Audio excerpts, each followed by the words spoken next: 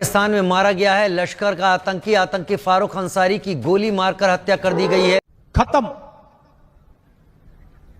Bye bye, tata, good bye.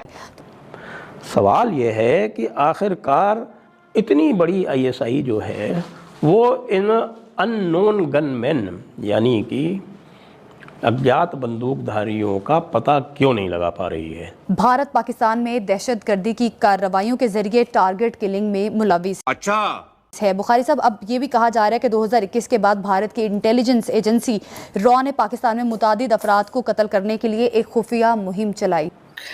बिल्कुल, अगर ऐसा ही होता तो फिर ये जो स्टेटमेंट दे रहा है ये क्यों ऐसा घूम रहा है, जिंदा घूम रहा है। और हम भी ये देख रहे हैं कि यहाँ ऐसे लोग निशाना बनाए जाते हैं जो तारीख आज़ादी है कश्मीर से जुड़े हुए हैं, या यहाँ जो हम अपने भाइयों की मदद कर रहे हैं अखलाकी तौर पर या सफारती तौर पर या सियासी तौर पर, उनको कत्ल किया जाता है, निशाना बनाया जाता है। पहली दफ़ा नहीं हुआ है।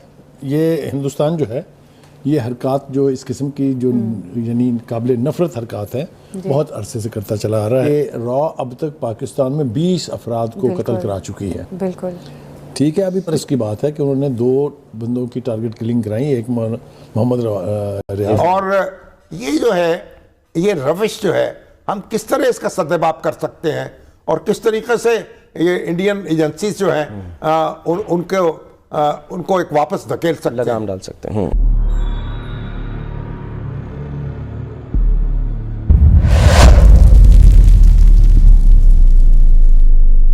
हेलो फ्रेंड्स, जय हिंद। क्रिकसेल हिंदुस्तान में आपका स्वागत है। दोस्तों, भारत के खिलाफ आतंकवादी गतिविधियों में शामिल पाकिस्तान का खतरनाक आतंकी फारूक अंसारी को अज्ञात लोगों ने गोली मारकर खत्म कर दिया।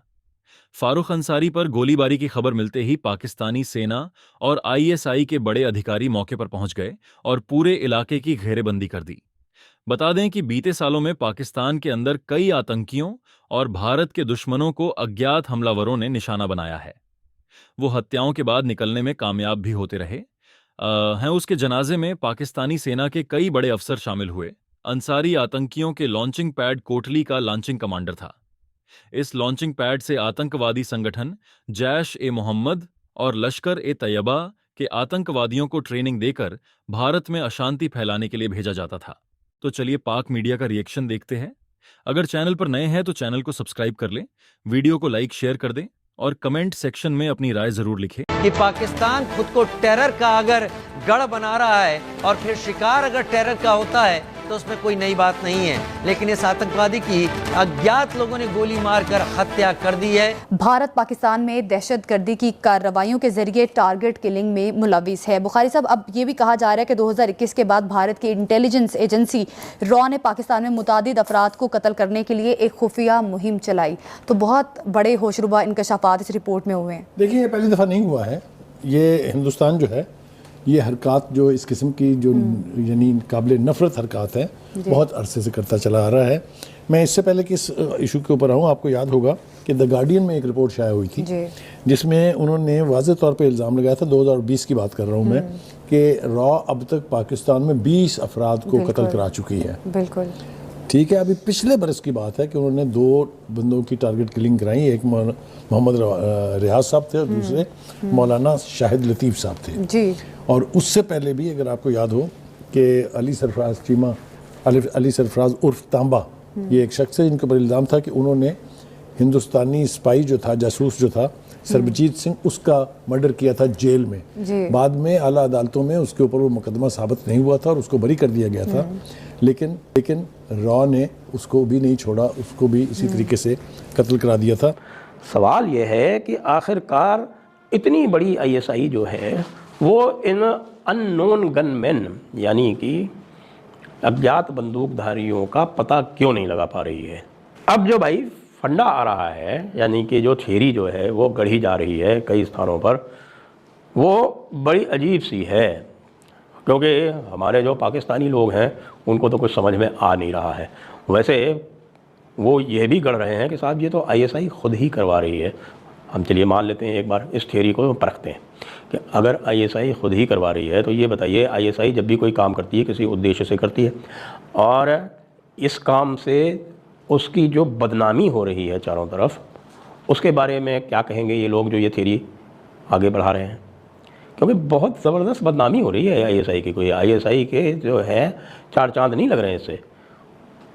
जो टेररिस्ट हैं वो स्वयं, आपके टेरर ऑर्गेनाइजेशन जो है वो स्वयं कह रहे हैं कि आईएसआई जो है ये हमारी हिफाजत नहीं कर सकती, तो हम किस दम पर पूरी दुनिया में आतंक फैलाएंगे, हम किस दम पर आखिरत की जंग लड़ेंगे, हम किस दम पर पूरी दुनिया में आखिरत लाएंगे। हाँ जी,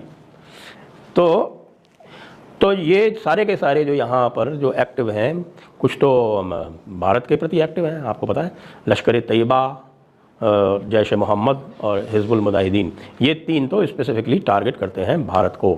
इसमें से लश्कर तैयबा जो है वो अहले हदीस वाला है, यानी कि वो हनफी नहीं है, और जो बाकी दोनों हैं वो देवबंदी हैं। वैसे तो हिजबुल मुजाहिदीन तो मिक्स्ड है, वैसे वो उसका ओरिजिन जो है वो कश्मीरी है, तो कश्मीर में देवबंदी और बरेलवी जो है वो उसका मिक्स हो गया है। लेकिन इनकी जो आइडियोलॉजी है वो पूरी की पूरी अकोर खटक से चलती रही है। आज वाशिंगटन पोस्ट ने तो बड़ी तफसीली रिपोर्ट छाप दी, और हम भी ये देख रहे हैं कि यहाँ ऐसे लोग निशाना बनाए जाते हैं जो तहरीक आज़ादी है कश्मीर से जुड़े हुए हैं, या यहाँ जो हम अपने भाइयों की मदद कर रहे हैं अखलाकी तौर पर या सफारती तौर पर या सियासी तौर पर, उनको कत्ल किया जाता है, निशाना बनाया जाता है स्लीपर सेल्स के जरिए। और ये जो है, ये रविश जो है, हम किस तरह इसका सद्भाव कर सकते हैं और किस तरीके से ये इंडियन एजेंसीज जो हैं उनको एक वापस धकेल सकते हैं, लगाम डाल सकते हैं। बहुत शुक्रिया शामी साहब, सलमान साहब। देखिए शामी साहब, आप खुद अपने इंट्रो में कह रहे थे जिस तरह के इजराइल इस तरह के काम करता था और अब उन्होंने भारत में भी करने शुरू कर दिए हैं।